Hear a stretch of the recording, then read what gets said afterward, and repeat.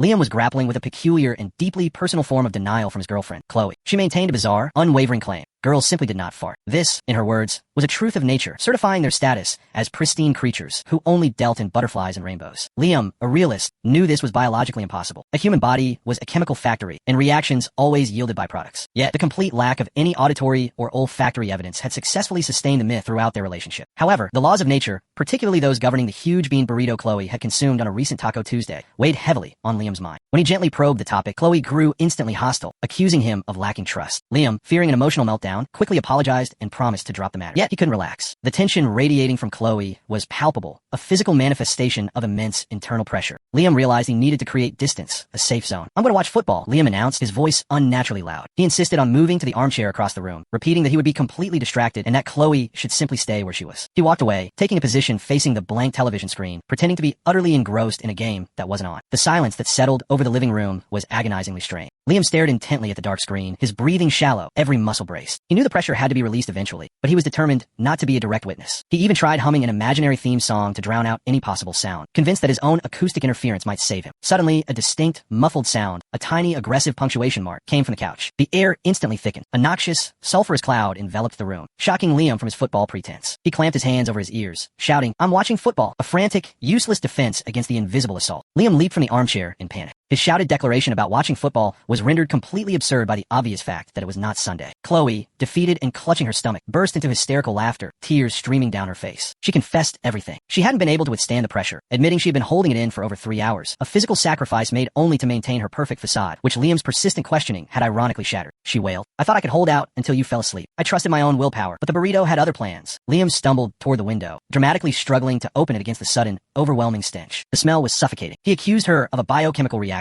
lamenting the lie and the betrayal of the butterflies and rainbows myth. Chloe, still racked with tearful laughter, finally sank into the couch, utterly accepting her defeat in a cloud of pungent air. Her reputation as a delicate, pristine creature was officially and irrevocably destroyed. Now, at least, their relationship could move forward on a foundation of honest, if slightly smelly, reality.